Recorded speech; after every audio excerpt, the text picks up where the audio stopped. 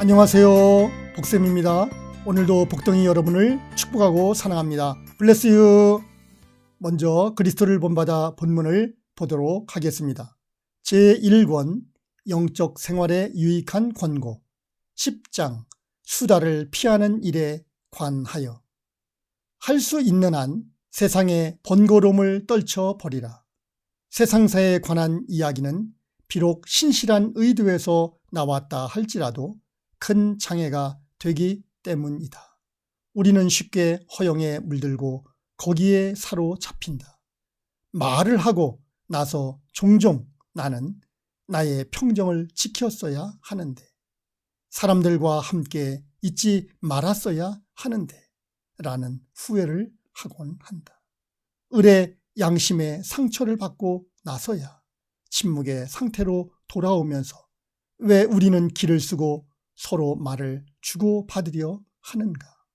우리가 그렇게 말을 하려고 애쓰는 이유는 서로 대화함으로써 위로를 얻고 여러 생각으로 인해 곤비해진 마음을 달래고자 합니다. 우리는 자신이 가장 사랑하고 바라는 것들이나 가장 고생스럽게 느꼈던 것들을 주로 많이 생각하고 말한다. 그러나 그 일은 종종 헛되며 아무 소용도 없다. 왜냐하면 외적인 위로는 내적인 하나님의 위로를 적잖게 손상시키기 때문이다. 그러므로 우리는 시간을 안일하게 보내지 않기 위해 깨어 기도해야 한다. 만약 말하는 것이 그대에게 적법하고 합당하다면 덕을 세우는 말을 하라.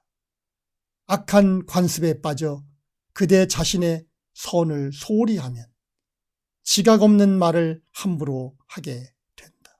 그러나 영적인 일에 관한 경건한 대화는 우리의 영적 성장에 큰 기여를 하는데, 특히 한 마음과 한 영을 지닌 사람들이 하나님 안에 모여 대화할 때 더욱 그러하다. 오늘의 본문입니다. 사람들은 남을 판단하고 수다를 떨곤 합니다. 그러나 자신이 비난을 받으면 불쾌하게 생각을 하죠.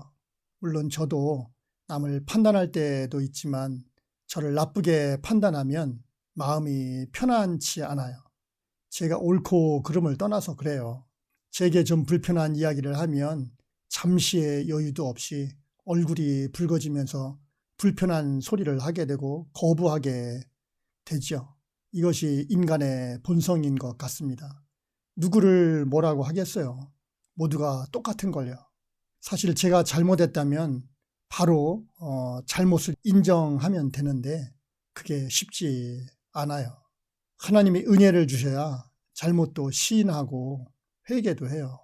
그래서 사실 오늘 나누고자 하는 내용은 저는 말할 자격은 없는 것 같습니다. 순서에 의해서 하려고 해요. 주제를 위해 많은 생각을 했죠. 글도 여러 개를 썼다가 버렸어요. 하나님 앞에 그래서 기도를 했어요. 글은 써야 되고 또 이 순서는 지나가야 되는데 어떻게 하면 좋을까요? 그랬더니 하나님이 왜 네 삶에서 그걸 전부 다 찾으려고 하느냐, 그런 음성을 들려주시는 거예요. 하나님이 성경을 소개하라는 마음을 주셔요. 그래서 성경 요한복음 8장 1절에서 11절을 소개하려고 합니다. 예수님을 믿는 사람들은 너무 잘 아는 내용이죠. 어느 날 예수님이 성전으로 들어가셨어요. 그때 많은 백성들이 예수님 앞에 나왔죠. 그래서 예수님은 그들에게 가르치셨어요. 그런데 그때 서기관들과 바리새인들이 음행 중에 잡힌 여자를 끌고 왔어요. 그리고 많은 사람들 앞에 세웠습니다. 여자를 끌고 온 사람들이 말을 했어요. 선생님, 이 여자가 간음하다가 잡혔는데 모세 율법에는 이러한 여자를 돌로 치라고 되어 있습니다. 선생님은 어떻게 말하겠습니까? 율법은 이런 여인을 돌로 쳐서 죽여야 한다는 것을 서기관과 바리새인들이 이미 알고 있었습니다. 사실 예수님에게 물어볼 필요도 없는 거죠. 자기들이 그냥 재판에서 그냥 돌로 치면은 되는 거예요. 그런데 예수님이 사랑을 말하니까 만약에 예수님이 살려라 그러면 법을 어기는 것이 되고 죽여라 그러면 사랑이 없이 사람을 죽이게 되는 것이잖아요. 어떻게 보면 살려라 하지도 못하고 죽여라 하지도 못할 그런 숙제를 가지고 온 거예요. 정말 시험하는 자들의 머리는 좋은 것 같습니다. 그런데 예수님은 여인을 끌고 온 사람들의 마음을 이미 알고 있었어요. 자신을 시험하려는 줄 알고 있었죠. 사실 시험하러 왔고요.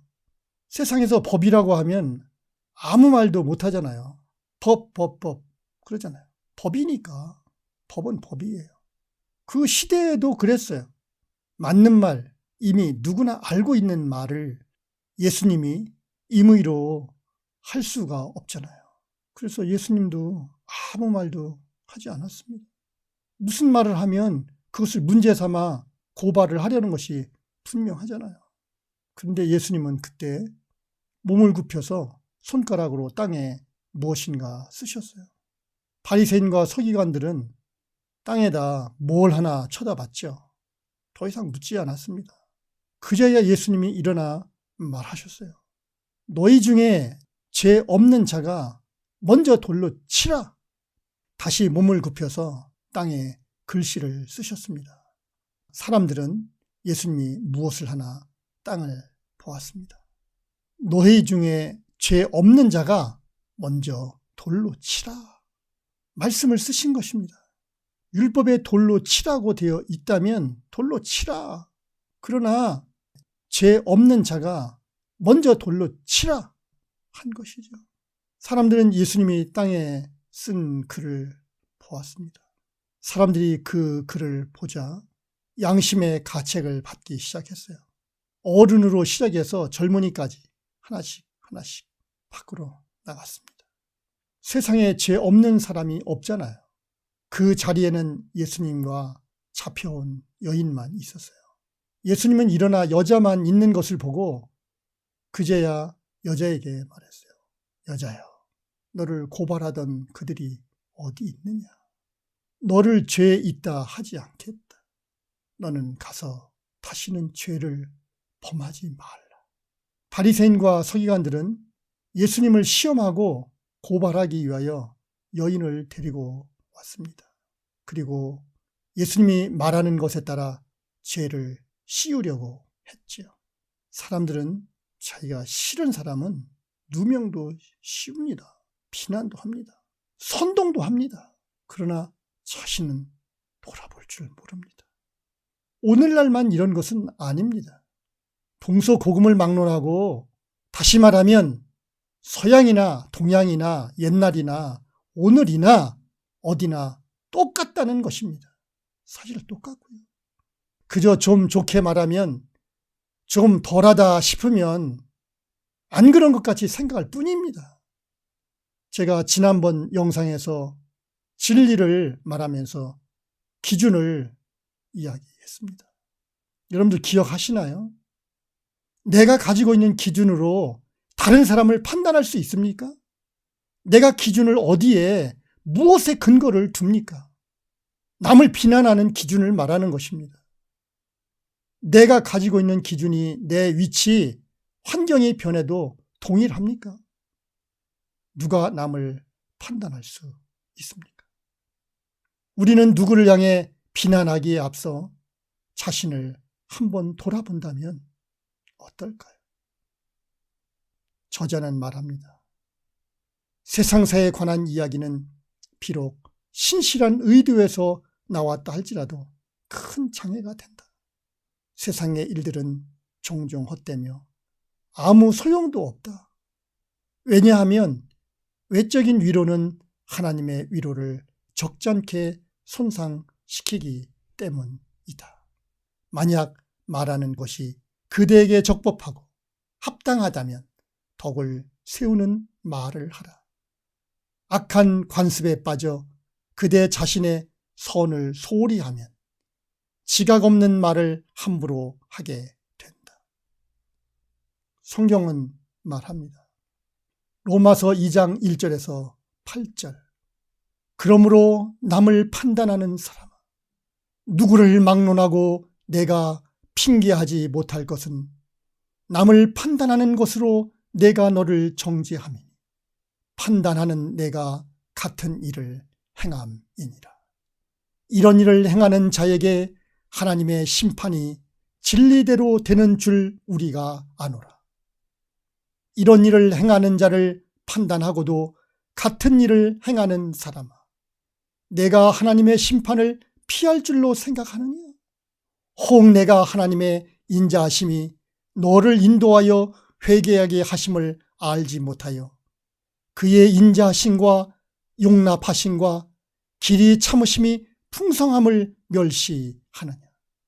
다만 내 고집과 회개하지 아니한 마음을 따라 진노의 날 곧 하나님의 의로우신 심판이 나타나는 그 날에 이 말 진노를 내게 쌓는도다. 하나님께서 각 사람에게 그 행한 대로 보응하시되 참고 선을 행하여 영광과 존귀와 썩지 아니함을 구하는 자에게는 영생으로 하시고, 오직 당을 지어 진리를 따르지 아니하고 불의를 따르는 자에게는 진노와 분노로 하시리라. 남을 비난하기에 앞서 늘 자신을 살펴보아야 합니다. 남을 판단하는 대로 내가 판단받는다는 것을 잊지 마십시오. 남을 사랑으로 돌본다면 내가 어려울 때 다른 사람이 나를 돌볼 것입니다. 주님의 은총이 여러분에게 임하기를 원합니다. 구독과 좋아요, 알림 설정을 마음을 담아 눌러주십시오. 여러분의 동참은 세상을 밝히는 빛이 됩니다. 복동이 여러분을 축복하고 사랑합니다. Bless you.